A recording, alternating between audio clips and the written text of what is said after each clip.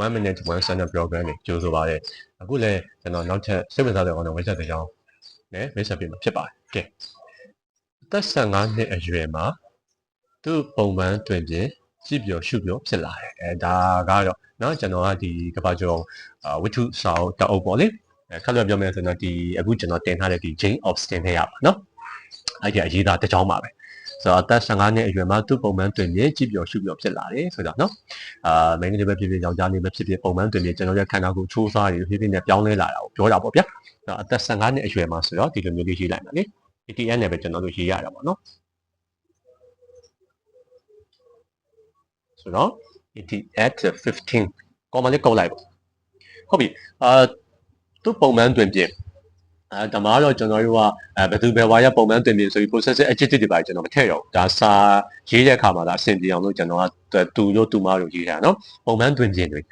ပုံမှန်တွင်ပြင်ဆိုတဲ့ဟာเนาะဆိုတော့ပုံမှန်တွင်ပြင်ဖြစ်တဲ့အတွက် appearances เนาะ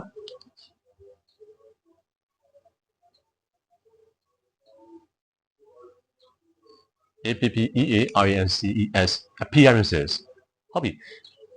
ပုံမှန်တွင်ပြင်တွေကပြောင်းလဲလာတယ်ကျွန်တော်တို့ tense အရာဆိုရင်သူကကျွန်တော်တို့ကအတိတ်ကာလအကြောင်းကိုပြန်ပြောပြနေတာဖြစ်တယ်အဲ့မှာကျွန်တော်တို့က past continuous tense နဲ့ရေးရတယ်ပေါ့နော်ဆိုတော့အဲ့မှာကျွန်တော်တို့စကားလုံးရွေးချယ်မှုကရေးကြည့်ရပေါ့နော်ဆိုတော့ကြည့်ပြောရှုပြောဖြစ်လာတယ်ခန္ဓာကိုယ်အရွယ်အစားပြောင်းလဲလာတယ်လှလာတယ်ပေါ့ဗျာဆိုတော့ကဲကြတော့ကျွန်တော်တို့ကလှလာတယ်ဆိုရင်ကျွန်တော်တို့က grow group prettier ပေါ့ဒီလိုပြောတာပေါ့နော်ဒီထက်ကောင်းတဲ့ဟာလေးပေါ့